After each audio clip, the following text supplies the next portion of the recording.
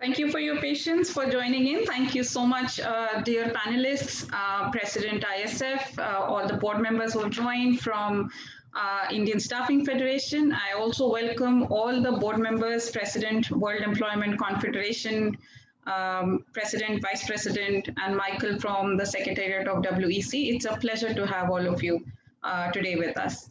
With this, may I invite and not only just open this great session that we are planning to have on the Global Outlook 2021 Future of Staffing and Employment. It seems that we have seen and witnessed the last 18 months to be a very, very different situation to what it used to be. We were able to predict for longer term. We were able to see a brighter planned future, but the pandemic has definitely thrown us into a different way of thinking. The new normal today is very different for all of us. And while we'll have our session chair who will take us through a detailed discussion on what we are going to cover and make it very exciting for all of you who have attended and taken out time to join us today, may I start by inviting our president, Mr. Lohit Bhatia. He is also Workforce Management Quest Corp. He's the president of Workforce Management in Quest Corp. We have Bettina, who is President, World Employment Confederation, who joins us from Switzerland. Thank you, Bettina, for taking our time. We have Ritu, who is a board member, Indian Staffing Federation. Thank you so much for taking our time, Ritu, to join us.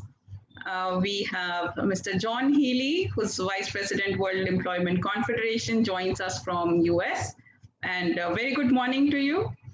We have Manmeet Singh, who's joining us from India. And thank you so much, Manmeet. He's the Deputy CEO of V5 Global, which is part of First Meridian and also the corporate member of Indian Staffing Federation. We have Michael, who is joining us from the Secretariat of World Employment Confederation. He is the European Public Affairs Manager. And last but not the least, we have Mr. Sanju Balurkar, who's the President Experis of Manpower Group and also the board member Indian Staffing Federation, the session chair for today.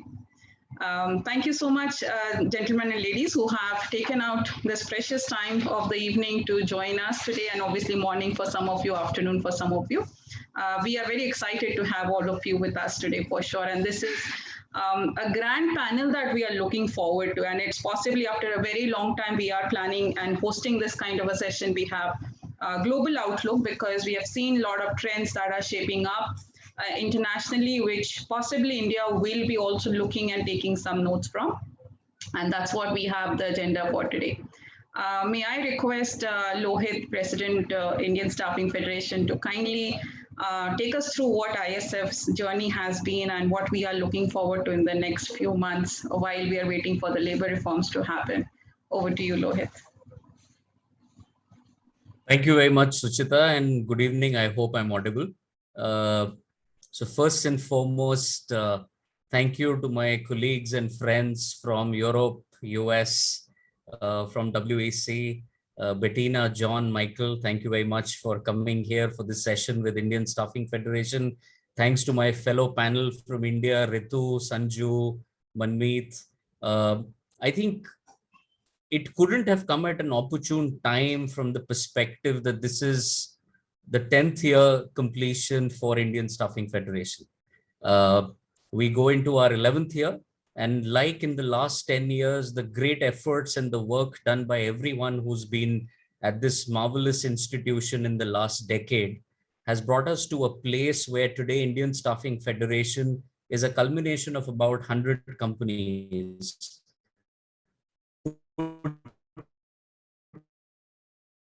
Together, we provide livelihood to about the world. We also got impacted in the last 5 quarters of this pandemic. But it seems to be that there is a sense of resilience. There is a sense of resilience for India. That's always been the case. There's definitely a sense of resilience for the Staffing Federation. Today, while our fellow panelists will also talk about it, during these 15 months, which would be challenging for the entire world and for Indian Staffing Federation and for India as well, India has actually done many marvelous things. We've had the parliament approve and the government accept the 4 labor codes. And this is basically a culmination of almost 10 years of effort of at least the Indian Staffing Federation that I'm aware of, and all the board members who've pushed this relentlessly in the last couple of years.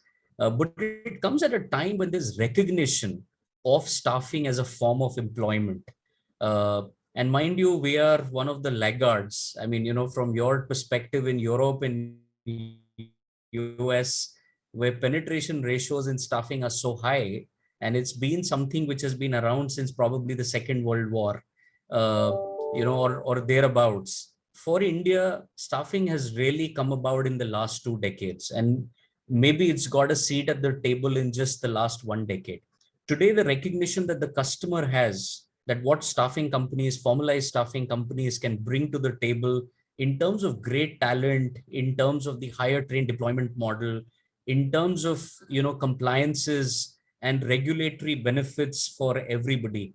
Most of our staffing companies provide almost every 3 people who come and join us are doing a formal employment for the first time out of 4. So that's about 75% of the people who come to staffing in India through one of the members of ISF land up getting the first formal job in their entire life. And I think that's probably the biggest contribution that staffing does. We also do a huge benefit to the nation in terms of financial benefit to the exchequer. Within the staffing companies, at 18% GST that we are taxed, one of the highest taxes, unfortunately, and ISF is talking about that also to the government, with another 24% to PF, Provident Fund, and another 4% to ESIC. Almost 40% to 45% of the entire revenue and billing goes back to the government in forms of taxes, in forms of social security. That's the other contribution that the staffing industry has as far as India is concerned. I think today we're going to have a great session. We have over 500 people who've registered for today. And as we speak, people are trickling in. We are close to the 200 mark already. Love to gather everyone's thoughts, and thanks once again for joining us for this marvelous session from ISF today. Thank you, Suchita and Sanju, for putting this together. And thank you, fellow panelists, for joining us. Thank you so much, Lohit. I think that sets the context and how India is positioned. And it's on the brink, and I'm sure Ritu and Bettina will have a lovely time discussing both from a global and India perspective, and we're looking forward to that, while Manmeet and John will give us a very futuristic perspective, and Michael will definitely bring a flavor of what Europe is going through. May I request Sanju Balukar to, as a session chair, to kindly give us the theme address and take it forward from here. And I'll take a back seat from now. Hey, thank you, Suchita, and thank you, Lohit. I'm Sanju Balurkar. For those who don't know, it's just remarkable to see such a large audience joining us. I am the president at Experience in Manpower Group. I'm also an executive board member at ISF. It's simply my honor to be chairing this session on what I think is one of the most crucial and relevant topic. Today we are going to hear about a global perspective and the outlook for 2021, future of staffing and employment. Everything we're going to talk about today is in the backdrop of the staffing and the work and the workers. This is who we are, this is where we represent, and this is what we believe in. So today specifically, we need to start with where we are. We know that the world is connected, and we didn't need a virus to tell us that, right? But however, when this pandemic came in, it showed just how fragile and how interrelated our economies and our supply chains are. We have never seen how the countries and the peoples and the governments were challenged. I think we can only relate to something like this, maybe during World Wars, or maybe even the previous pandemic, which was about 100 years ago. A lot of what we do has changed in the employment space. And today we're going to hear about that from the experts from India, of course, and from Europe and North America. We will discuss about the shifting trends in staffing industry and how the industry absorbed the shock, it responded, and how it rebounded, in fact, right? We will also discuss about the global employment related trends and policies that might be shifting or about to be changing. We will also discuss about customer expectations that are evolving in the backdrop of just the new learnings that have happened. And finally, all this we will also discuss how the nature of the work and the workers is changing. So this is something which is too much to talk, too little time, too good of speaker panel. I will not take a minute more and just jump into it. I do want to thank ISF for giving this opportunity to me to run this session. I also want to thank the panels who have taken the time out for this, and also the audience which have come in large numbers. So with that said, I'm going to start with a broad perspective. Lohit, this is something which I will come to you straight away. Our topic today is the Global Outlook 2021. I do want to just sort of give the audiences a perspective on where we are and how the current employment indicators are and how the landscape is changing around us as we speak. Lohit, this is for you. Thank you, Sanju. I think setting context and perspective would be important. So I'll help put that together. See, India is a country of about 1.3 billion. And I think we haven't been reminded of that more than the times that we talk about vaccination today, because it suddenly tells you, oh, that many more people need to get still vaccinated from India. Of that, and I know for a matter of fact that in 2019, ISF Research Committee put together a brilliant report which spoke about the fact that about 400 million are the aspirants who are still young kids below the age of 18. So that leaves us about 900 million people. Of that, if you take away the ones who aren't really gainfully employed or looking for employment, who are not in the market for employment, it gives you about 650 to 700 million people in the workforce participation. Another quick way of looking at it, Sanju, is that's the entire American continent along with the European continent put together. That's the size of India's workforce which is available. So that's the good part. It's a young nation. We continue to remain young. And I think by the year 2054 is when probably the population indices will go the other way around, and we'll have a higher death rate and a lower birth rate. So possibly we start aging as a population. Till 2054, I don't think so India has a problem as far as that is concerned. But what we have as a problem is the fact that we have only 15% of our population which is into formal employment and into gainful employment. 85% of our population still is underproductive, unproductive, or gainfully not employed in the formal employment. And all of us on this conference today clearly understand what that really means, and why staffing as the first stepping stone is super critical to get these job aspirants those jobs which they would have essentially otherwise not get.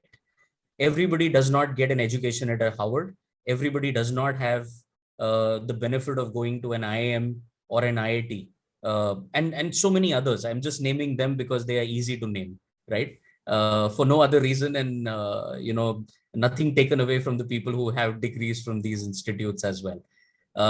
The point I'm trying to make is that we have to take care of a growing population which is still going to, for the next 33, 34 years, keep coming into the workforce. B, we have to solve for this issue that only 15% of our people have a recognized wage, a recognized financial inclusion with the bank and social security, pension, and what have you. Our third element here has been, and which is where I think ISF has done a huge favor, and which is where probably staffing as an industry has done extremely well, is the fact of the penetration ratios in staffing. 4 years ago, 5 years ago, I remember when my organization and another one, both were going in for an IPO listing in India. In the documents, it very clearly said that staffing in India is underpenetrated as 0.33%. 3 years ago, if you see the ISF report itself in 2018-19, you'll see the penetration ratios have doubled. We are now talking about 0.65 to 0.7%. Yes, we've seen a blip in the last 6 quarters of the pandemic, and possibly that will have some impact in the short term. But the trajectory has been upwards. Another point to notice as far as the Indian landscape is concerned, and here I'll take a leaf out of what young aspirant Indians like to do, which is leapfrog on technology. India was one nation where the world saw that we went typically from a dial-up internet to a 2G and from a 2G to a 4G network. In fact, all of us are doing this call thanks to probably the penetration of 4G in India. Otherwise, we would have just been saying, hello, hello, can you hear me? Stuff like that. But the point I'm trying to make is we leapfrog from 2G to 4G. So can staffing in itself become the leapfrog for employment and formal employment as well? And I think that is where it's probably showing in terms of the data point to us. I'll leave another point here. In our 2019 report from ISF, we said an average CAGR that ISF and the members in ISF and formal staffing in India is seeing is about 16.5% compounded annual growth rates in the last few years. I don't think so in any part of the world, double-digit growth rates in staffing is happening. And that again brings us to the point that there is a transition which is happening in the economy very quickly from the informal employment to formalized employment. But a lot of this is staff augmentation or is on third-party staffing resources. I'm sure many on this call have seen the WEC report, which came out, the employment report of 2021. It spoke about the fact that, the global market as far as HR services, of which staffing is one of the largest, is close to about 500 billion euros. But within that, if you notice, India was shown as sub 10 billion euros or close to about 10 billion US dollars. But at the same time, Goldman Sachs came out with the report, just, timed almost, I can say, with the WEC report. And it said that the Indian staffing industry and the HR space is going to grow 6 times over to 60 billion US dollars by 2030. So the point I'm trying to make is we have a high population. We have a huge workforce, which is coming of age every year, becoming 18 years of age. We have a problem of formalization of employment, which is probably starting to get unshackled and more staffing penetration to happen. And that's why that 0.3% of penetration has gone now over 0.6%. We have leading indicators from the world showing that we were growing at about 16% CAGR and we will grow much higher than that. We have, the likes of WEC itself saying and the likes of Goldman Sachs saying that this market in a decade can be 6 times bigger than what it is. I think for us in India, the people who are in the employment space and especially in the staffing space can definitely take heed in the fact that we have a multi-year cycle of double-digit growth as far as India is concerned. Another point, Sanju, that I want to add before I pause is if you look at the trajectory of the last 6 quarters as well, and we are just at the cusp of coming out with a report. Our research committee is again working extremely hard on it. And you will notice that when we started last financial year, Q1, there was a dip in terms of employment numbers, and for obvious reasons, because there was a very hard draconian lockdown in India. But since then, quarter on quarter, there's been a consistent rise. And there's been a consistent rise where we are back at, say, pre-COVID levels. We could start to do even better hereafter. But within that also, there are segments of our employment market which is actually done disproportionately well. IT industry, and I'm sure many of you would talk about it today, manufacturing industry, public enterprises have actually surprised almost all of us as far as the Indian Staffing Federation is concerned and the Indian staffing space itself is concerned. It shows us the amount of demand which still is there in this market in certain pockets and certain segments. And the last point I want to raise today before I pause and hand back over to you, Sanju, is, our data from India as far as staffing is concerned is still less because we have only 2 companies so far which is listed, and that also is only for the last 5 years. We have Indian Staffing Federation, but only for 10 years. But in the life of a country or in the life of a business, a decade is too short. So I often reflect back to my global peers, be it a Randstad, an Adecco, a Kelly, or a Manpower, and GI Staffing and the others, the listed entities in those nations. And I always look at their data in the last say 30, 40 years. And whenever there's been a crisis, we tend to see that they have also possibly dipped in their employment numbers only to research and come much higher than where they probably left off previously. That tells us that every time technology changes, employment methods and modules changes, more and more layers of an organization gets outsourced. The question which employers start to ask is, do I need to have as many people on my permanent roles because technologies will change, demand will change? Should I keep only a strategic part of my workforce as a full-time employment? The rest of it, should I have it as outsourced? And I think that clearly, that trajectory from the international market for these listed companies clearly tells us that that's probably the rise that we will see as far as India is also concerned. So pretty hopeful, Sanju. I think staffing is definitely that first stepping stone. If education were to be for the government of India an employment indicator, and now we are at just above the 80% mark as far as national education. Obviously, we've got states like Kerala where it's 99% education. But at a national level, we are at about 80-82% of high school education. If education is to government of India, I think staffing is to employment India. So staffing sector and ISF provides that first stepping stone. It provides great talent to customers. It at the same time provides great opportunities and brands to people to work. So I'm extremely bullish, extremely hopeful, and definitely think that this is the industry to be in the next decade or more. Thank you, Lohit. That was really encouraging. There's a lot of people on this call who would really relate to what you're saying, for sure. I am going to come back to you on something specific, towards the later part of this session. But let me go to Bettina now. Bettina, I have got two broad areas to ask you. But first, I'm going to start with the global perspective. I know you have got a very wide-angle view of the world, starting from Europe, but beyond that. The first part of the question, the first question would be like, can you give us a global perspective? Lohit covered pretty much well with the India. He covered the various, the nuances of how the industry is going. I would like you to see if you can shed some light on how the staffing is moving and the perspectives from your side, from the global sense. Over to you. Well, Sanju, delighted to do so. I'm just checking. Yes, everybody can hear me. And first of all, let me also express a few words of appreciation to you, Sanju, to you, Lohit, to you, Suchita, for organizing this wonderful gathering. The only flaw is that I can't be there in person, but entirely your fault. So thank you so much for having me, and for organizing this. I also want to take the opportunity to actually recognize the fantastic role that Lohit is playing as board member of the World Employment Confederation Board.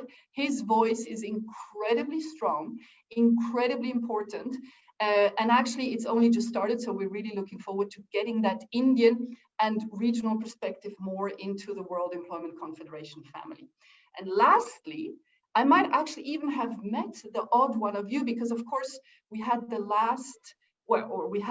World Employment Confederation annual conference in Delhi. It was in 2016. One of the best memories we still all have. So really looking to reconnect with those of you that I've met. So Sanju, it's been absolutely fantastic to hear Lohit, because the picture that Lohit actually painted for India is an incredibly good reflection on what we see in other parts of the world. Before I make a few comments, I just want to say, Lohit, you also mentioned the importance of data. Let me just say here how for World Employment Confederation, for our sector, having that data, having those statistics, having those points of reference is absolutely key. So if there's one thing I will ask you all to take away from this session is please, please, please get the data and provide the data to the ISF and then hopefully to World Employment Confederation. But now back to this picture across the world. It's actually a very diverse picture. And to be very honest, what we have today actually is a snippet, a moment of time. Had we spoken 6 months ago, the picture would have been different. But where we are today actually is that things seem to be recovering. Indeed, they seem to be bouncing back. Again, it's also a question of geography, depending on where you are in the world. And clearly, there are big elements around, well, is the lockdown coming back? What is the sanitary situation play into that as well? But if we look at regions or countries like China, for example, Well, the activity has not only picked up again full speed, but things are actually even looking better than pre-crisis. Obviously also in the overall context of growth in China. So I think for us, definitely a promising picture. Otherwise, the indices today are very much marked by how much a government actually invested in support measures in companies and in workers. And what we see is those countries that have really, pumped billions of their currency into the labor market support measures, there, the recovery and the picture is looking, I guess, logically better than in others. And actually, the OECD that has just published its employment outlook is, also saying, well, the picture today is as it is, but in many places they still talk about the so-called labor market on steroids because of all those support measures. So a few additional elements still obviously depends per country, but then also it depends actually per sector. And Lohit, you alluded to that. We see that all over the world. We've seen sectors that have been doing incredibly well, and where we, staffing companies in our industry, active in those sectors, have seen growth levels never seen before. It's been mentioned, the logistics, the IT, the e-commerce sector, and actually healthcare as well, where it is possible for us to be active. Peaking those sectors that have been doing badly, of course, is hospitality, there's tourism, but as I said, depending on the measures, those areas are starting to pick up. If we talk about the indices, we of course have to talk about, well, what does the picture look like for the cohorts on the labor market? And this is where we have to make a big pause, because what we do see, and it was mentioned for India, well, there was a mention, but what we do see is not everybody, of course, is actually finding her or his way back into the labor market. And there's differences. So first of all, and I'll start with that, women who had to leave the labor market and who are struggling to go back in, we know why for most reasons. That is an issue. And this is where government policy and government intervention will happen. And I also think this is where our sector is going to be incredibly important. There's the young people. We've heard it. We are a stepping stone. Well, in many countries, it was a challenge for young people to remain in the labor market. Even though I must say we've seen countries, and I know Switzerland very well, where, for example, even the apprenticeship models were able to be kept up thanks to the support measures. But again, young people, this is where a lot of the attention will be going. Again, a very positive one for us. And lastly, well, underserved populations. We saw that before the crisis. This is one cohort where the crisis really accelerated the issues in the labor market. But overall, let me end by saying that the indices are showing things are bouncing back. And I actually share Lohit's assessment that the future actually could look very good, and very good for our sector. And already now there are millions of vacancies. There's 9 million of vacancies in the United States. There's 2 million vacancies in Eastern Europe. Why? And this is one of the big effects we see where policy will be going as well, because of the skills issue. We see that the big shift that happened, we knew it was going to come. This crisis has just accelerated it exponentially. The people do not have the right skills. Employers, companies cannot find the right people with the right skills, and this is causing some of the shortages. So in the big picture, there are jobs, but we need to tackle this specific challenge. Back to you, Sanju. Thank you, Bettina. And I am going to pick your brain on something else related to this regarding the employee, the safety and the benefits, and I'm going to come to that later. But you mentioned about the policies, and at a global level, you are talking about it. I know for a fact that in India there is a lot of talk about that, and Rituparna, this is coming to you, and I know this is something that you've been championing for, as far as I know you, maybe 10 years, I think. I'm going to really request you to shed some light on where do we stand, Ritu, right now. I know that there's been a long-awaited policy reforms coming in. Some have already started trickling in India. Can you please tell us, for the audience, where are we and what can we look from the government policy reforms? And then I'm going to come back to you more on that a little later. Ritu, over to you. Thanks so much, Sanju. Thanks, Suchita, Lohit, all of you for organizing this. It's so good to see Bettina, John, and Michael, because I used to meet you guys at least once a year in the past. So now at least I'm getting a chance to meet you virtually. So thanks so much for being part of this. This is incredible. So you've asked me a question and the time limit is very short, so I'll jump right into it. I think India's capital is handicapped without its labor, and its labor is handicapped without its capital for many reasons. But one of them obviously is surely the excessive compliance cholesterol that is neither pro-employer nor pro-employee. So just to give you some perspective about India's overall compliance universe. India's compliance universe has about 1,536 acts, about 6,600 filings, about 69,000 compliances. And almost 30% of the acts, almost 47% of the compliances, and almost 46% of the filings pertain to labor. So labor has a big role to play, not just in terms of unleashing the true potential of an economy, but also in terms of improving our attractiveness as a country where it's easy to do business.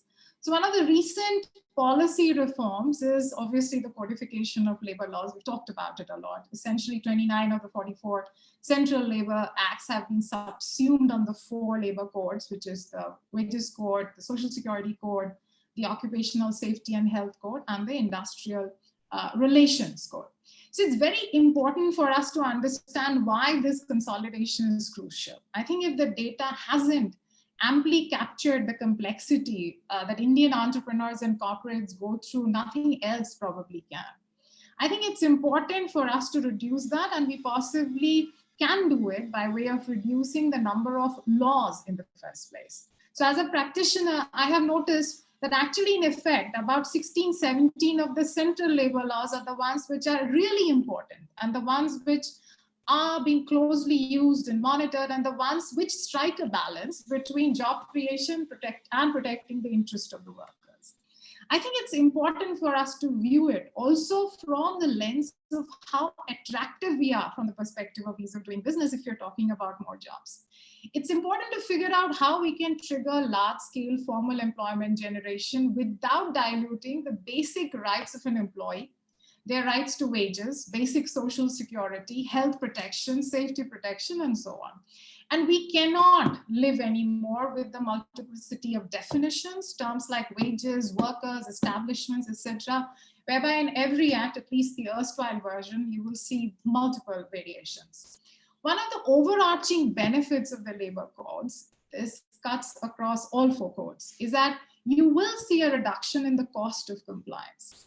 If I were to share certain data points to kind of numerically establish why I feel that the cost of compliance definitely will go down. For example, if I were to look at the wage code itself, I think from the current state to the proposed state, based on the new code, we feel that there would be a 67% reduction in returns and almost 92% reduction in registers.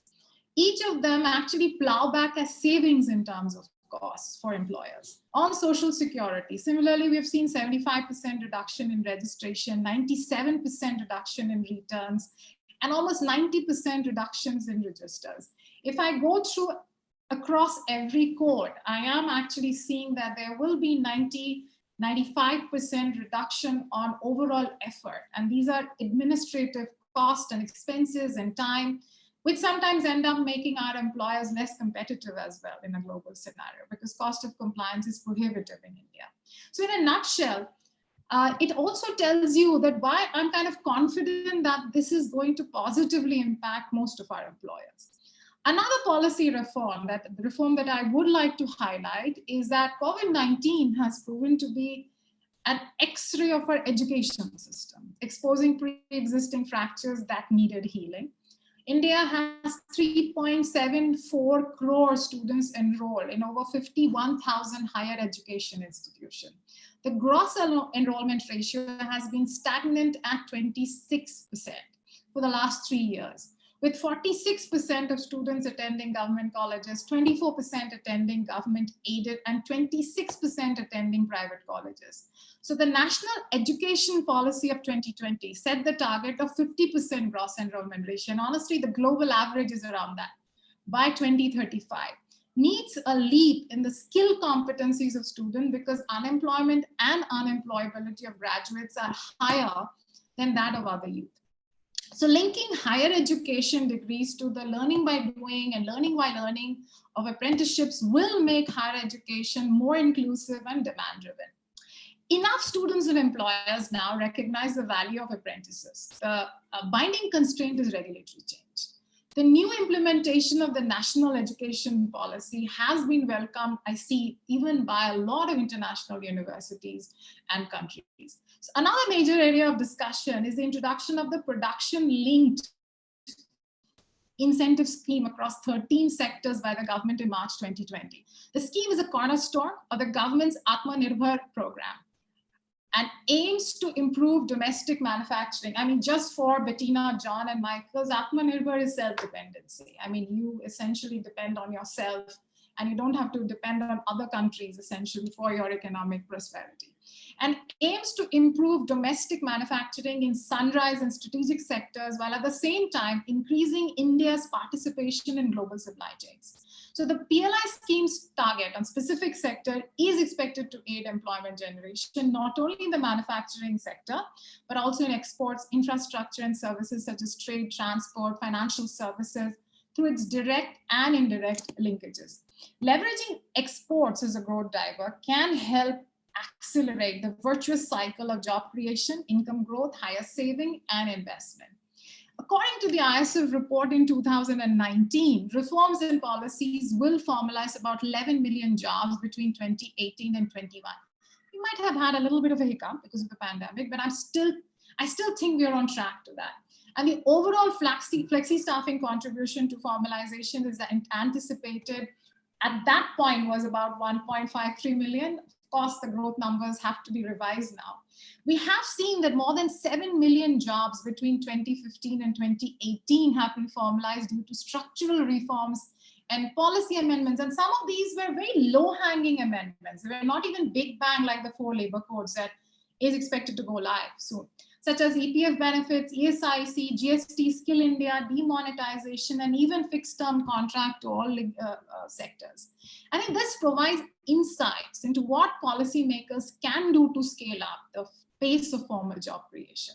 For instance, once the implementation of the OSH Code Bill 2020 begins, it will give renewed impetus to the contract staffing industry in India. The code will allow organized growth for the contract staffing industry, bring ease of doing business for principal employers, wage and social protection for our contract workers. So when in the month of October, the 4 labor codes become an implementable reality, Team ISF can sit back and compliment themselves for the tremendous work and hard work actually put in to enable this change. And I think everyone has played an integral role towards contributing towards greater formal job creation in the country. However, the job is half done. It is time for us to set the bar higher and work towards converging the four labor codes now into one. Thanks so much, Sanju. I mean, it's a vast subject. Sorry. Hey, it is a vast subject, but it is also the most, enabling subject for us. I think the staffing industry can take care of itself if there is a lending, hand from the government in terms of some policy, especially in India. I would like to move on to John about something that I think is alluding to what Lohit said. Lohit, I think in one of his he said that, can India leapfrog it? Does India need to go in a linear manner? Can India skip a few things and can India go directly and sort of accelerate the change that we are seeing through? So John, how is the future of work looking? Is there a digital transformation possible? Can we unify the ecosystem in the world of employment? And what are your views on, I know you've had sessions on this, and can you share some of the lights on this, please? Absolutely, Sanjay, and thank you for teeing that up so well, because I think that we're in this really unique spot. And Lohit, you described how we're in this reality that the size of the marketplace is going to expand exponentially. Okay? is there a time and an opportunity to pause and fix some of the learnings? Ritu, you referenced that through COVID, we found some of those fractures in the system that said, okay, you know, the hospitality worker who was no longer available, we weren't able to transfer in to help do support at a vaccination site or at a testing site because of the complexity. And we ended up forcing people into informal labor, or worse, into having no access to work. And that happened all over the world. So to me, the opportunity when we start thinking about digital transformation, we have to step away from some of the common headlines that are out there for a moment. So let's put AI to the side. We know that that's going to change things. Algorithms are going to help create some efficiency, good.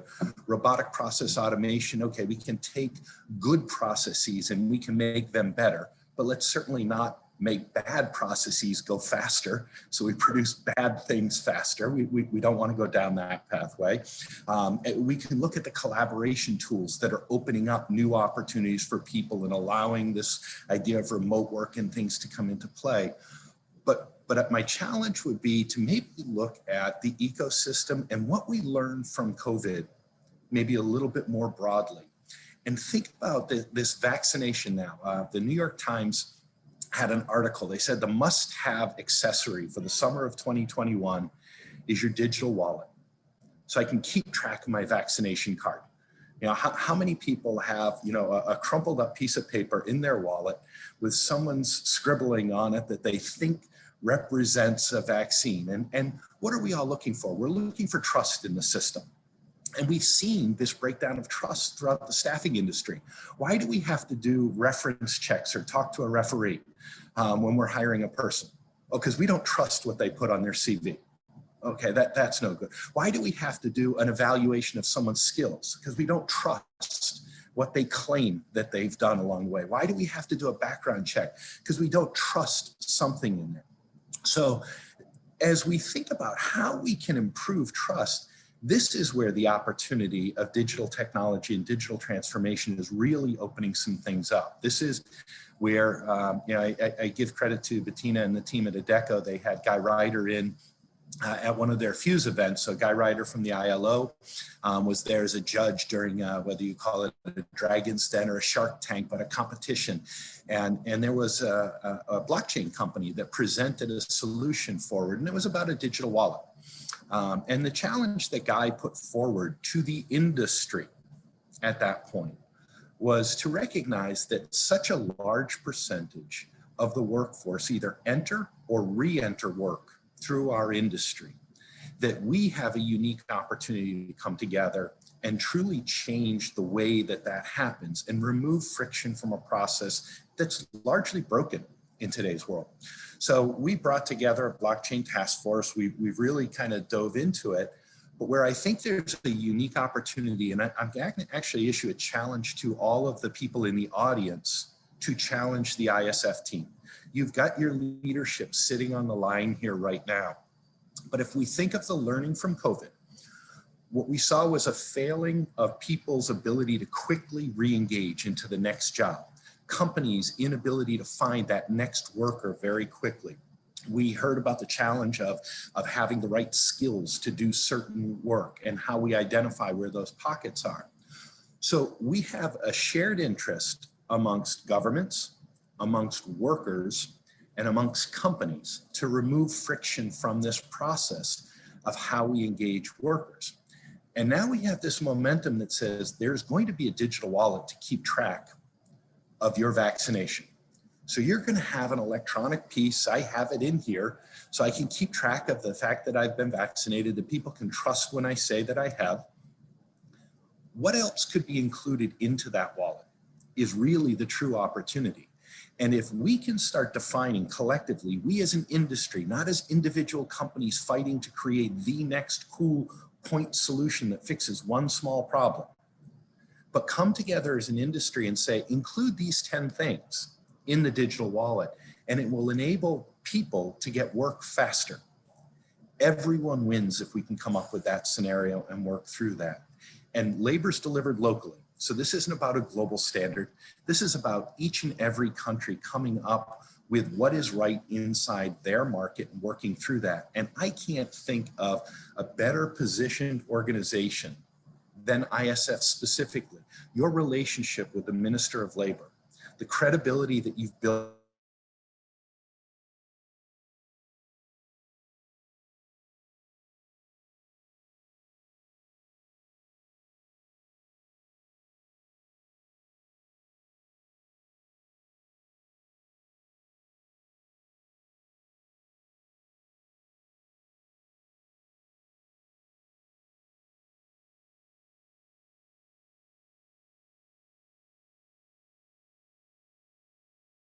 Yeah, he's back.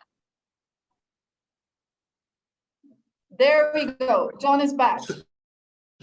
So the technology guy, the person who's going to talk on technology has the failure in his system to go through things. So that's just a reality. But I think where things cut off on that is the opportunity for you guys to come together as a membership and leverage this energy and momentum on the known growth of your industry size, on the credibility that you have in influencing the lives of the workers, on the productivity of your customers and in the communities that you're all a part of, to include things in these digital wallets that are getting adopted that will make it easier for people to gain access to work, make each of your businesses grow, and make everyone win in this process. So look forward to sharing more with anyone who has questions or wants to talk about it in more detail. Thank you, John. That is a topic very interesting, and I think India can certainly take a lead on that. Like India has taken lead on the payment system. If you look at it, we have taken a huge leap, and it was part of the demonetization, but then it pivoted into something else, and today we have a excellent online payment system. But yeah, so we could take. You also mentioned about how the countries are coping with COVID, and Michael, I'm coming back to Europe. I know that in many ways, each wave of COVID, India trailed behind. There was a first wave, then a second wave, and India was lagging. We'd also take some lessons from the Europe. So can you share some light on how the post-COVID world of Europe is handling the jobs and the placements, and is there a third wave coming? Do you see, is the pandemic behind us, and how do we cope from here? So a lot of India people are watching for Europe and North America, because we don't know if there is a third wave going to come in India or not, and into what intensity. So can you share some light on where the Europe is on this? Happy to do so, and thank you very much for inviting us. And I still remember times when I was in India for the World Conference and the ISF, and thank you very much for having me today. Yeah, indeed, COVID-19 has shaped up the market in Europe and worldwide, and we saw sharp declines in the last year. But we also saw, as Bettina said beforehand, we saw a rather good rebound in this year, and we saw how once containment measures were dropped, how economies bounced back and also staffing bounced back, and we saw growth again. That shows that our industry always plays a leading role in creating new jobs in recovery, and that we are very close linked to GDP growth across Europe. Now, do I have the glass bowl to tell you whether there's going to be a new wave? I actually don't know. As I couldn't predict this crisis, none of us could. I don't know whether variants that we are seeing across Europe, the Greek alphabet is getting longer and longer here, whether they will lead to new lockdowns. I hope not. The vaccination is going well in Europe. We are seeing less containment measures, but we also certainly see that the world of work is changing. And I would actually challenge you a bit in terms of fundamental change versus realization of change. What we see in many European countries is a trend in the world of work that has been there for 10 to 15 years are now getting even faster and even quicker in adapting to change. And I would like to focus on four main changes which are there to remain. First of all is digital. John mentioned it. It's platform work. It's working remotely. It is working via new tools. That is not going to disappear once COVID-19 is behind us. And we will certainly see new technologies being used more and more. Second one is, for me, skills, mentioned by many of you beforehand. Skills are really the currency in the world of work. And we saw how our industry invested in skills in Europe via funds and other schemes.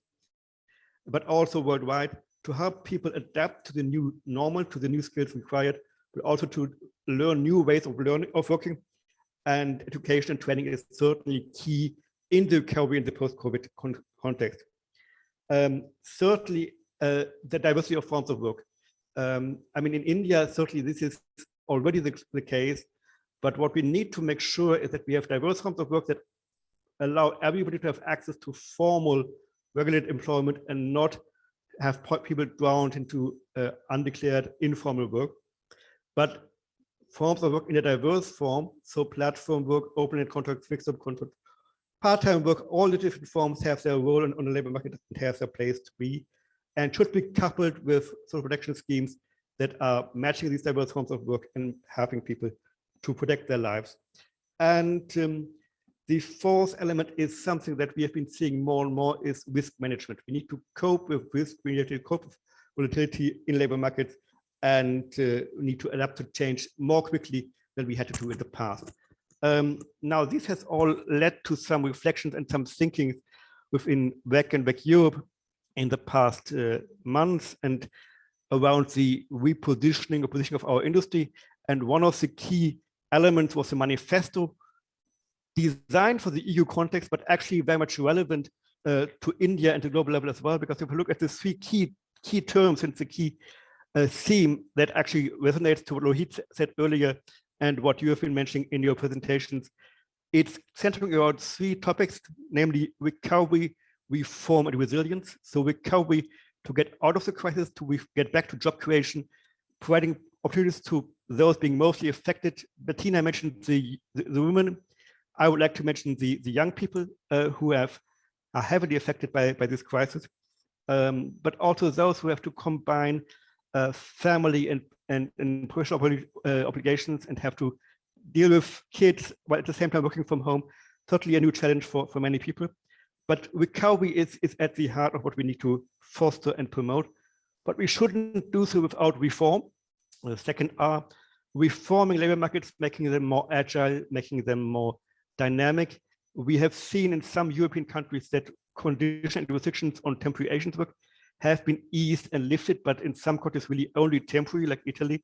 We need to make sure that we come to reform path that is adapted to the new realities and new challenges that we have all outlined. And certainly resilience and adapting to the new shocks and making a resilient, dynamic, inclusive labor markets that works for all. Diverse forms of work, social protection, social innovation are certainly key elements here. As said, this is the European manifesto, but my conviction is that it's relevant for whole world and especially also for India, building on recovery, reform, resilience. Thank you, Michael. That was really insightful, and there are a lot of learnings there. I want to slightly change the tack here. In the audience here, we have people from the members of the ISF also, but we also have consumers of the staffing. They are the end consumers of it. They are the people who need the staff, and they do the projects for them. And we have a lot of such representation on the call. And one thing that is commonly noticed as an issue is that we have jobs, we have people, but then why don't we have the right people or the right skill? And there's a huge talent, and there's a huge disconnect between what is expected from a job description versus the kind of people that are getting presented for the job. Manmeet, I know for a fact that you personally led some of the largest training programs in the industry in the last decade or so that I'm aware. Can you please share for the respite of a lot of audiences who'd like to know where is this going? Even before a pandemic, we had a digital transformation, and I know that a lot of us were complaining about not finding the right people, and now this pandemic only makes it worse. Where do we go from here? How do we address the talent and the skill shortage in the country like India? Yeah, Sanju, thank you so much, and very good evening to everybody, all the panelists. ISF doing a wonderful job in the country. Sanju, you rightly highlighted there is a big shortfall of talent. That's what we are suffering. 8.5 trillion unrealized revenues that we're going to be seeing if we are not able to fulfill these jobs. 85 million jobs, so people say the robots are taking away our jobs. Actually not. If you look at, these jobs are going to be unfilled because of skill levels. There is no, we have a lot of people in the country today, but skill shortages are taking over. And if I talk about some of the demographics, which I've been seeing over the past 2 decades, Japan and Europe, low birth rates, US majority baby boomers out of the jobs by 2030, you see, and there are going to be so many, so many changes that we are seeing in terms of skill shortages that we are right now seeing in the country today. What do we do as employers when we are seeing a 43% and overall 69% talent shortfall in the whole world and 43% in the country today? We have to look at this talent shortage in a very different way, Sanju. We have to really, as a staffing industry, as a consumer of staffing industry, I see that contract labor, perm and liquid and gig workers. That's the third engine and vertical, I would say, as the workers that we need to really develop. We are seeing a lot of people, digging into talent pools which were never existing in the past. I remember what you're talking about, the training programs we did in the past. The hire, train, deploy still continues to be for professional skills, hire, train, and deploy. We also call it probation preponement. You need to have people, be ready while they're in the colleges, and it's already happening. All of the IT services and professional services, which I see the talent is being upskilled while they are studying.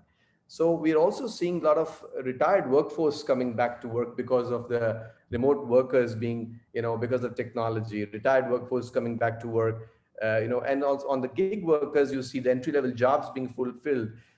Employers are coming and asking us not to give us people, but to actually, as all the staffing companies here are also listening, to give an outcome or do a job instead of giving people. So I think the expectation from the staffing firms I think would be very different in the coming in the COVID era, where we are going to be doing the jobs that our customers are asking us to do. We're going to be doing not only staffing and payroll work, we're going to be doing much more. So I think the skill requirements and enhancements are going to be even more required there. We also see that white collar gig workers are also kind of developing in the country today. There are platforms available who are actually giving you access to white collar gig workers, not only for IT, but also for BFSI and other sectors where you can do a remote working. And so building up a pool of consultants who are flexible and liquid workers to be ready to face this kind of talent shortage that we are seeing right now, the supply chain of talent. And I will also say the hiring from the tier 2, tier 3 cities and people really having those, barriers in terms of where you're located because of technology. So I think it's opening up opportunities for people who are in tier 2, tier 3 towns, and some even are, working from home, as you are aware. So the jobs are, employers are actually looking up hiring from anywhere now, whether it's domestic or international. We are seeing a lot of uptick there. Global freelance, portals have highlighted that they have seen a very, very huge uptick in terms of, contract and gig workers applying from India for global jobs sitting in India remotely. That's another piece that we are seeing. And from the people who are in India and also across the globe, there are other ways of talent acquisition, which is acqui-hiring. What I mean to say is that you have startup ecosystems which are having talent but is not being used. So actually utilizing those pools and doing an acqui-hire or inorganic way of acquiring talent is another way that we are seeing that you need to look at for niche hiring that you do in the IT staffing as well as the professional consulting environment.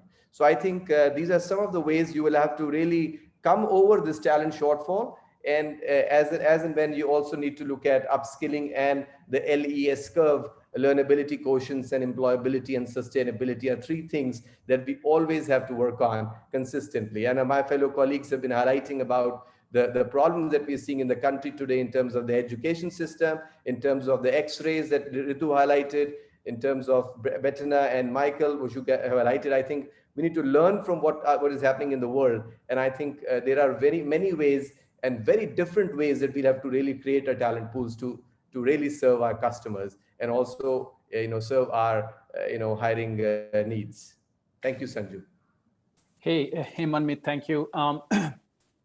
just a time check. Why am I not surprised that we are running late? Because we're just talking about very significant areas. This was expected. I am still going to request one rapid fire round kind of a thing, and my main focus to all of you right now, distinguished panels, is only one thing. This is for the audience sake, and they would like to know if they are in the right business. There are a lot of my colleagues on this call right now. They're watching very carefully. They've joined in almost record numbers, and this is not even Friday. So this is the middle of the week, and people have taken the time. So what I would like to start, Lohit, been there in the industry as an anchor. You're leading the ISF. Can you please tell us as to the forms of the employment and how is this going? This is a rapid thing. Pardon me for an enormous job that I have to do here in the next 15 minutes to take your views. But I would like to still go and make an attempt here. Lohit, please share us with this as to which part of the engagement models with the customer are rising in the form of employment, whether it is gig, freelancing. Is there such a thing as a permanent job at all? Over to you, Lohit. So absolutely, Sanju. I think you hit the nail on the head. I always joke with my dad that he had only one employer, which was Government of India, right? And he just worked with the government for 42 years. And then he jokes with me that I'm, this outsourcing expert and I want to outsource everything. That's a different thing that, they don't like the fact that I try to outsource all work at home as well. But the point I'm trying to make is that, the way of life till 10, 15 years ago used to be a permanent job. And that's what people found and wanted to be associated with. In the last 5 years, I think there's a huge resurgence in India when it comes to the contract staffing or the temp staffing, the outsourcing jobs. In the last 15 months, this has got supplemented and coupled more with gig employment and what Manmeet was mentioning, that outcome-based service rather than providing a human to do the task. So I think we are quickly going towards, that instant gratification generation, and all of our kids, we can kind of correlate this with, they are instant gratification generation, right? They want things here and now. I think the future of people's perception about employment will also be, here's my calendar for the holidays. And besides this calendar, the rest of it is when I want an employment. And that's why they would perfectly fit, staffing jobs, gig jobs, and assignments in between. So I think that's where we are absolutely going, Sanju. Permanent jobs will be probably in the end will only be with Government of India. All right. Bettina, I do want to ask you something. Where is the humane angle here? From an employee perspective, are they being taken care of from a security, benefits, health, safety? Again, this is something that was challenged in the pandemic. I know that a lot of companies went out of the line to support their employees, and we saw heroic contributions from all angles, right? But as a policy, where do we see? Again, we are short on time, but still, this is an important area, and please, sort of guide us on this. No, absolutely. And actually, your question, where is the human angle? Well, I would actually say it is with us, right? I mean, if there's one industry that is focused on the people, on the humans, on the individuals, then it is our industry. So in the policy context, where the big shift came in the big future of work discussion, actually pre-COVID, and where the ILO, the International Labour Organization, in 2019 in its centenary talked about the human-centered approach, that were the first indications of this shift that was going to happen. And now the COVID crisis, we heard it, accelerated it. So yes, it has to be, all the policy elements have to be human-centered, as we said. And again, aren't we the ones at the heart of it? The key, though, is there needs to be certain elements that we really need to, as a sector, go after and be very good at and be very focused on. And you mentioned it, Sanju, the one is the whole health and safety piece. We have to make sure that whoever works with us and through us has all the conditions in place to be in a perfectly safe and healthy environment. That is an absolute prerequisite. And actually in policy, health and safety measures have been something historically, that people thought, okay, that's running, that's working. No, we saw in the crisis that this is risen to the top again. The other piece, of course, indeed is around everything that will provide the inclusion of people into the labor market, right? We saw there's too many people that are being left behind. So again, policy will be aimed at bringing people in and at making sure that everybody has a space in that diversity and inclusion environment that's actually coming up. And here again, our sector has an absolute key to play. And finally, let me mention what is often seen as the other side of the medal of human, but we don't think it is, which is everything digital. And we heard it, there was talk about robots, there's talk about obviously digital wallets, there's all the talk about platform work, etc. So whatever technology is bringing to the labor market is something that policymakers are looking at as well. And again, where we as a sector absolutely have our space and should be playing. Back to you, Sanjay. Thank you, Bettina. Thank you. Again, Ritu, taking the clue from the global policy, pandemic has taught us a few things. And one of them is how do we incentivize, how do we put stimulus? Many countries have put the stimulus packages. How do you see India doing it, Ritu? Again, I know that this is a long topic, but we are very relevant. You know, it's rightly coming out of the post-pandemic. What does the India need to do to make sure that we simply charge up the economy? You know, and staffing plays a key role, as Lohit mentioned. Over to you, Ritu. Let's try and implement my pressy writing skills here. in the post-COVID 21st century new world of work, organization and education needs a new mental model for human capital policy. So political scientist John Kingdon suggests that policy change happens when the problem, solution, and timing come together to create a policy window.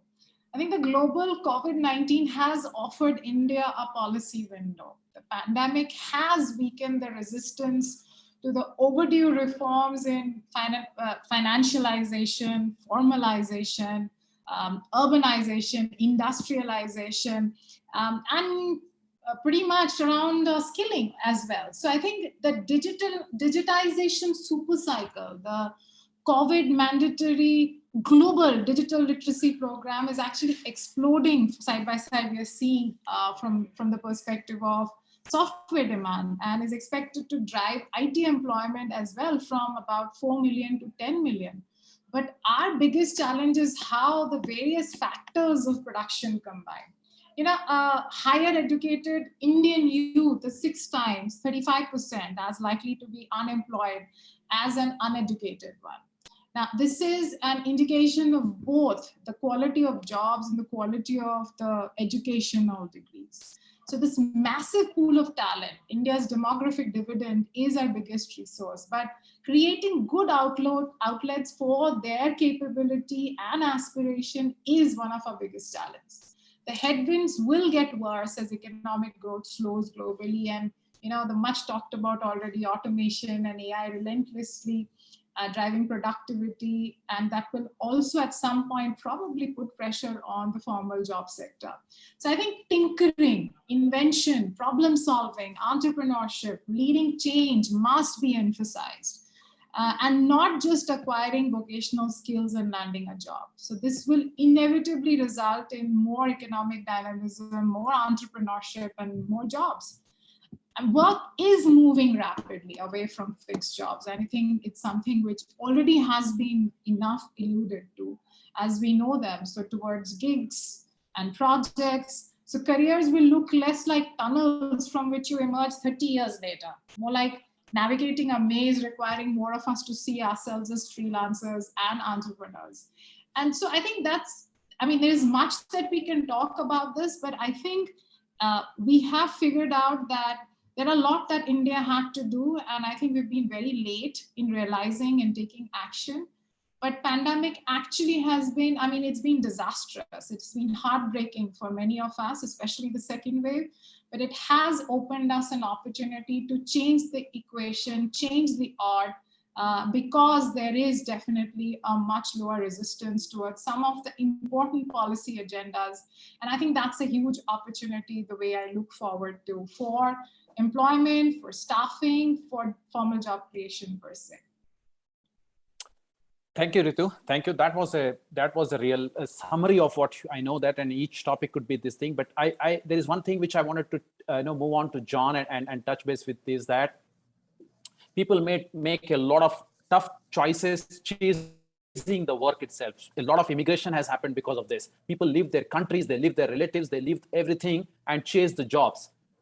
But then we also talk about remote. Now this pandemic has thrown the possibility of the work being done remotely. Now, John, I know that from a thought leadership perspective, I would like your views on, are we going to a point where we may actually see a trend reversal in immigration?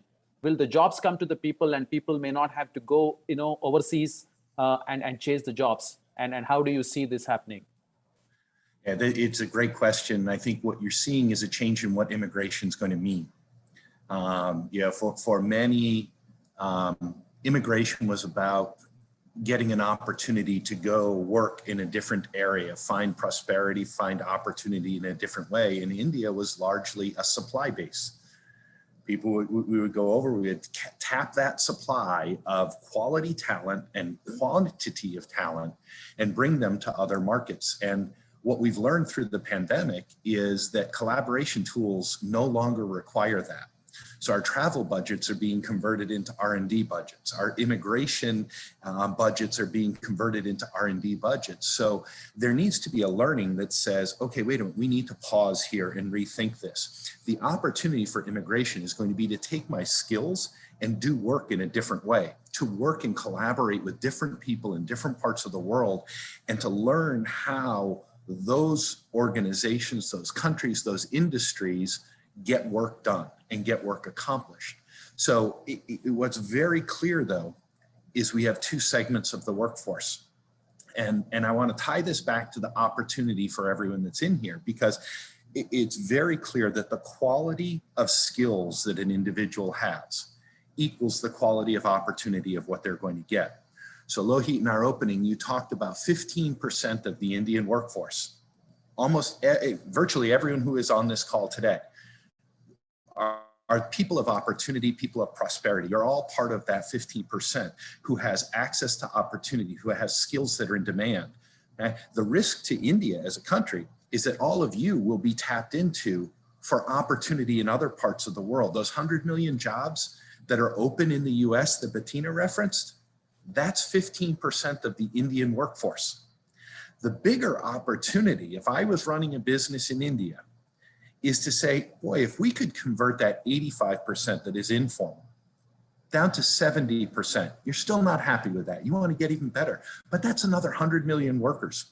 So how do you come together as an industry? How do you tap into that other 550 million Indian citizens and convert another 100 million of them into those who have access to opportunity and prosperity along the way? How do you convert that and give them access to remote work along the way, to the passion economy, the things that they want to do? That's where I think some real deep opportunity is going to emerge in these training programs, and the reform around it is the kind of thing that you're going to really be looking at changing the marketplace going forward. So yes, immigration is going to change. There's no question about it, but it's no longer about having the right to move my physical body across a border. I'm just going to do work wherever I want based on Lohit's his holiday calendar. I'm going to fit in all of those times that you're on an Indian holiday. I'm going to go pluck in and I'm going to do the work in between there, and we'll balance things out. Thanks, John. And I'm pretty sure the countries are going to fight for who is going to receive the taxes of, and when something like that happens. Without question. Yeah. So look, India is a large country, large population, large employable population, and any solution requires scale in India, whether it is job creation or not. Michael and Manmeet, this question I'm targeting to both of you. First, Michael, you go, and is platform jobs is something that we are seeing in India. This has a huge potential to provide jobs, not in dozens, but in hundreds and thousands of things. What I want to know is, where is this going in terms of becoming a mainstay, platform jobs and the gig workers? And when you're when you're shedding light on this, keep in mind that should the staffing company look at this as a competition to their own bread and butter? Is platform jobs and the nature of that is going to take away, or can we coexist? First of all, please, again, in a few minutes that we have, Michael, I would like to invite your comments first, and then Manmeet, please top it up with the India perspective once Michael finishes it. Michael, over to you. Yeah, first of all, thank you very much for the question. And if you talk about platform work or gig working, the first question we have to answer is, what are we talking about? Because within platform work, there are many different forms of work. You have genuine self-employment being mediated via a platform. You have traditional workers being employed by the platforms. You also have the platforms operating locally and those operating across borders from India to Europe. So it's very diverse. It's back to diverse forms of work, which I mentioned earlier. But we did a research project at European level some 3 years ago on platform work.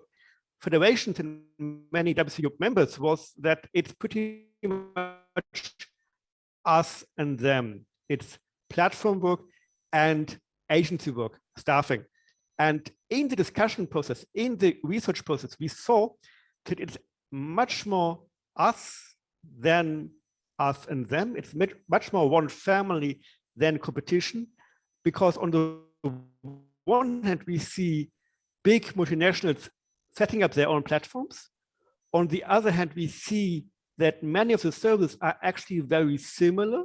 And that means we need to ensure similar treatment for similar services. And at EU level, there is currently quite some discussion on how to regulate that one within the European context, not globally, but in the European context.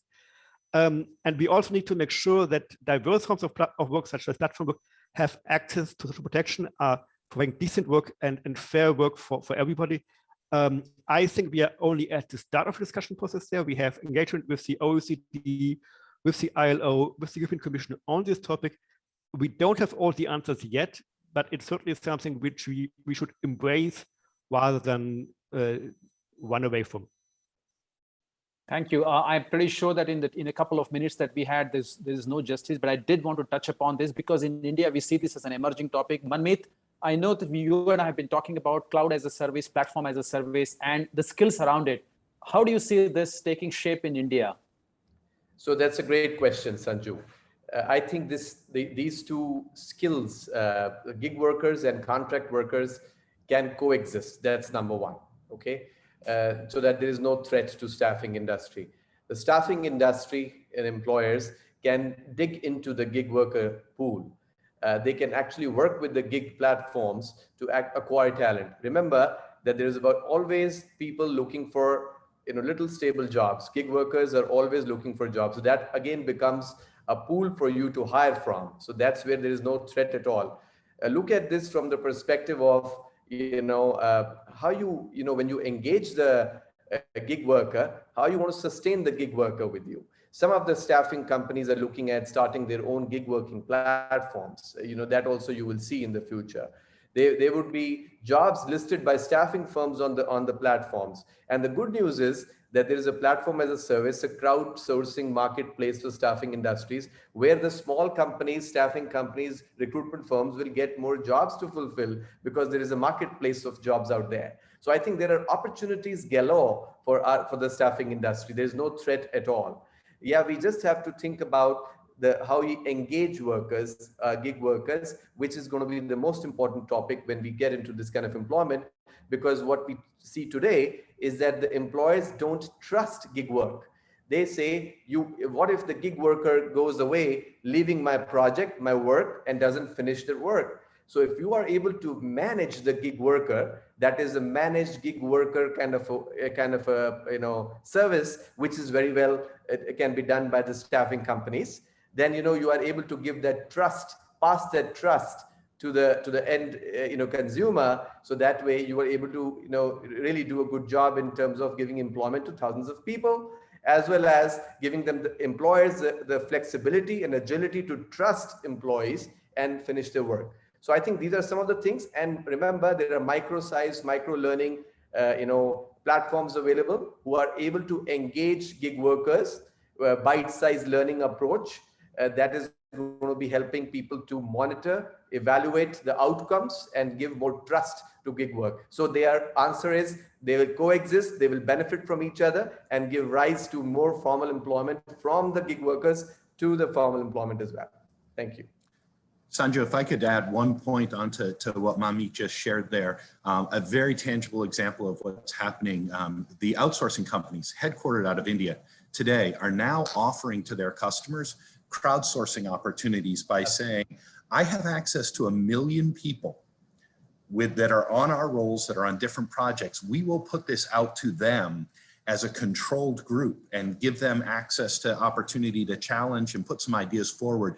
And you're seeing people who are fresh out of university getting recognized with significant prizes for coming up with ideas in very different ways. This is an area where the Indian outsourcing industry is leading the world in their thinking about how gig is going to change the way crowdsourcing impacts the world. Thank you, John, and thank you so much for a variety of inputs, all relevant to what we do here and the audiences. I'm absolutely sure that we've connected to the audiences in some of the, and I'm absolutely sure we have not, we just don't have time to ask all the questions that some of the audience members might have. We are absolutely running out of time. Suchita, I will take a moment of pause here and see if you would like to take some questions from the audience and use the remaining time for that.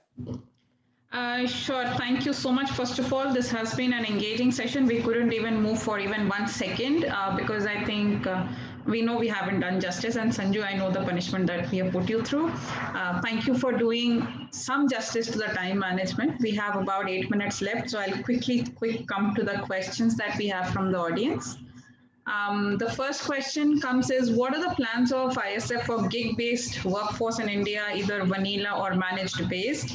Secondly, what are the avenues or plans to ramp up in medical, paramedical sector in terms of staffing? I think this I can give it in written later on, unless Lohit, you want to address this question. So I think as ISF, our stand on gig work has been that it's a form of employment which is here to stay.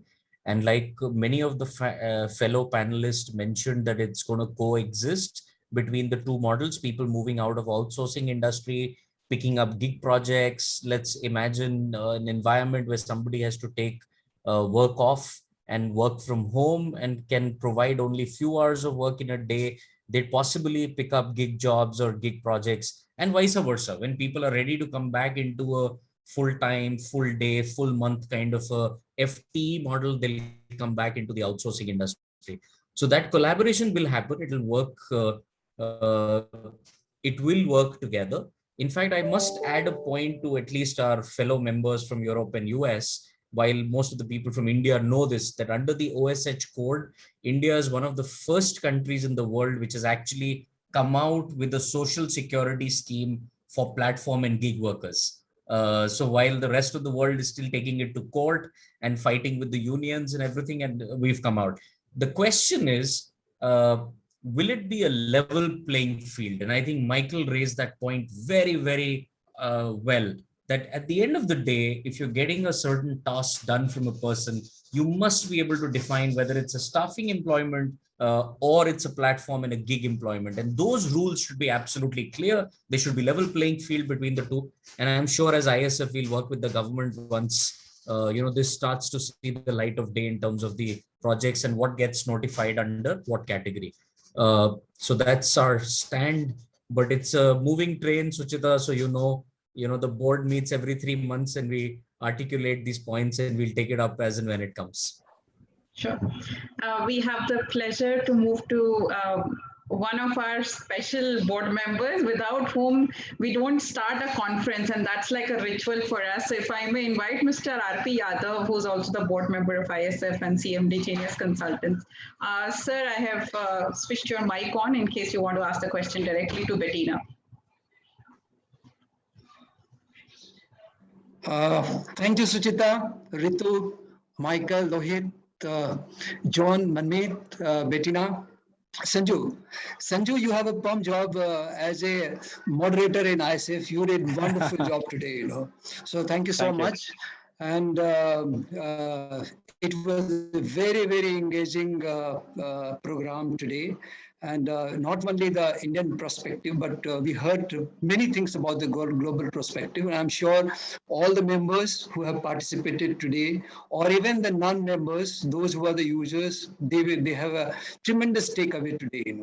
So I have a question to Bettina. Bettina, during this COVID, all have affected, whether it is a employer, employee, manufacturing, services. So is the staffing company. We have also suffered as a staffing company. I think staffing companies have lost the numbers. There has been cut in our service charges. Force majeure clause has been used on us. And there have been some measure by the government for the staffing company in India. I wanted to know from the European perspective, what government have used or have given some relaxation benefits to the staffing company from compliance angle and from the taxation angle. Thank you so much for such a good question, and wonderful to see you again.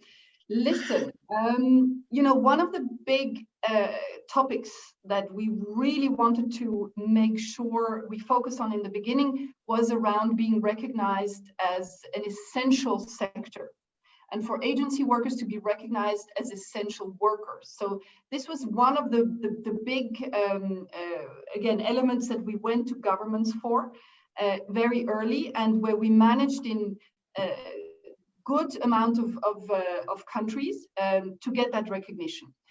The other piece where staffing companies luckily were not everywhere, but in more countries than ever recognized in terms of policy and measures was that short time work part. So it was a question of making sure that agency workers would also benefit from the short time work schemes. And again, we've had countries like Germany, France, Italy, Luxembourg, the Netherlands, Norway, Switzerland, where, in some way or another, there was this recognition and this payment to agency workers. And then it was a question of, support measures to companies in general, where staffing companies would be, just like companies in general. So it was about, postponing or cutting taxes or social contribution payments. We saw some countries where that was the case. We saw issues around or moments around compensation for workers on sick leave as well. So I must say, it's a very diverse picture again, but we did see unprecedented activism by governments to support companies and workers.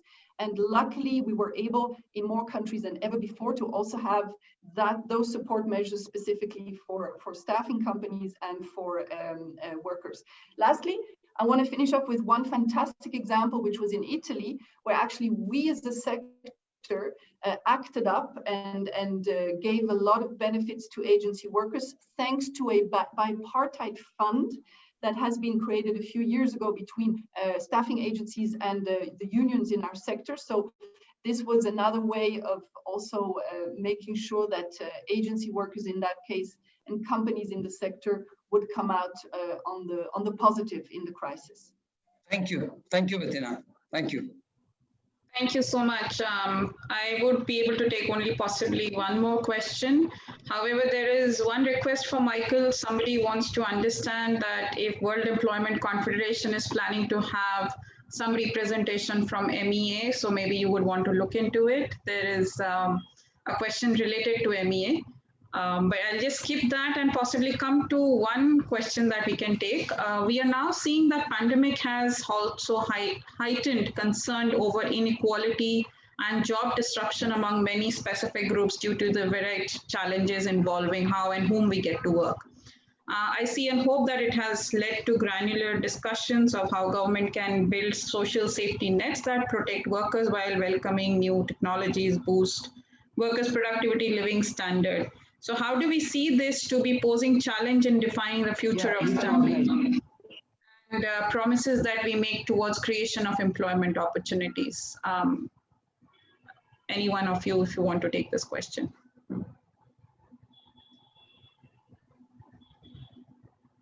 Ritu, you want to make an attempt to this? This is the last one that I picked up from Shekhar. I'm sure there are others, so I'll wait.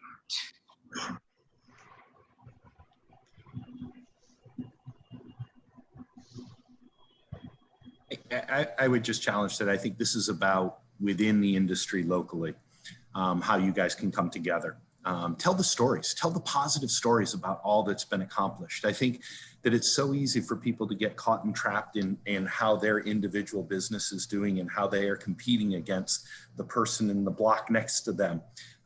Yet there are times that we come together and we're able to declare what we've done to make a difference as an industry, which opens up a very significant public relations opportunity, a marketing campaign about the positive things that are being done within the industry that starts opening people's eyes to seeing what you're doing collectively versus individually to make a difference in people's lives, in the communities that you guys are a part of.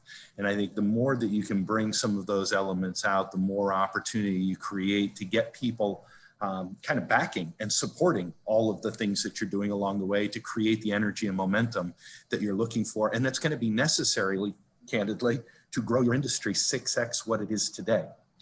So that those are, to me, where those opportunities come together, and where I would just challenge that your opportunity is to take the time to do that pause, to think about where transformational change can happen now before the process gets so cumbersome and so costly to operate that you become inhibited from securing that growth that you're all after collectively. Absolutely. And if I may just add, I mean, the future of staffing is really about what you make of it, right? Governments are out there. So, go towards them, be proactive, be that voice, showcase the good stories that John alluded to as well.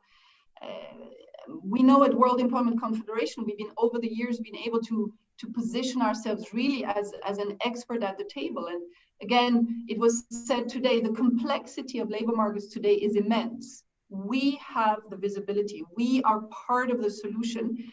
And it's for us to go out there and sit at that table and bring those innovative solutions that we all know we have.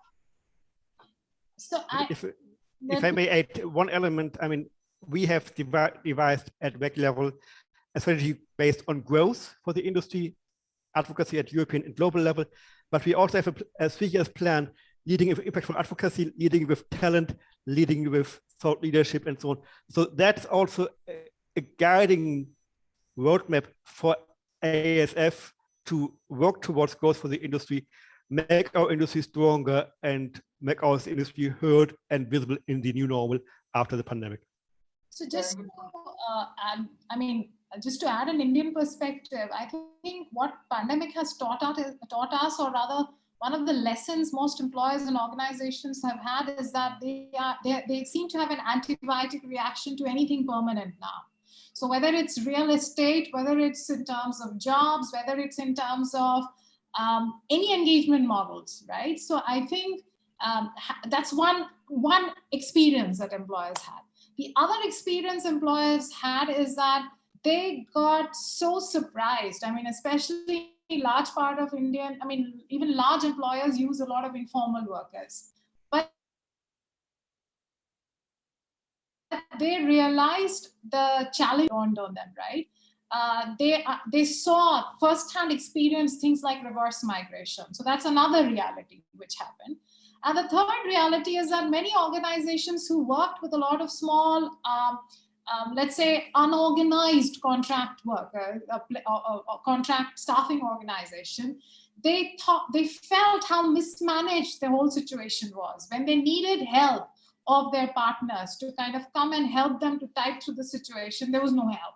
And I think suddenly there was a huge differentiation created between the organized staffing organizations and the scrupulous players who are here for short-term gains. So I think we saw that through all these experiences, and if we connect all the dots, there is a huge opportunity for staffing organization to actually make a case where it becomes a viable ally to bring organization out of the current state of apprehension and limbo and express themselves. Because even if they do not have permanent workers, they can keep their business going till there is some kind of stability with contract staffing, engaging with contract staffing organization. And there is upside for everyone. There is upside for employees, it's an upside for employers, it's an upside for government, because government finally wants their revenues to trickle in. They want more GST collections. So I think there is a huge case to be made where staffing organization as a mezzanine layers can actually bring us back to the economic momentum that we need right now. Thank you so much to everyone. I think we have some great questions for sure. I've never seen such long questions coming from audience ever before, but unfortunately our time is up and we have such business leaders who's, I think I have overshot the time to take advantage of any further. Thank you so much. We would like to close this with a lot of gratitude towards you speakers, towards all the attending participants who have come today. Thank you for the time, Lohit, Ritu, Bettina, John, Manmeet, Michael, and Sanju for preparation that we have done over at least 3-4 hours that you have taken out extra. Thank you so much to everyone who has joined us today. With that, we will close it, and we are taking a last picture with the last one smile that we can have from all of you. Thank you. Smile of And thank laughing. Bye. Thank you, everyone. Thank you, everybody. Bye. Thanks. Bye. Bye-bye. Thank you, everybody. Thank you. Michael, Bettina, Lohit, Ritu, bye.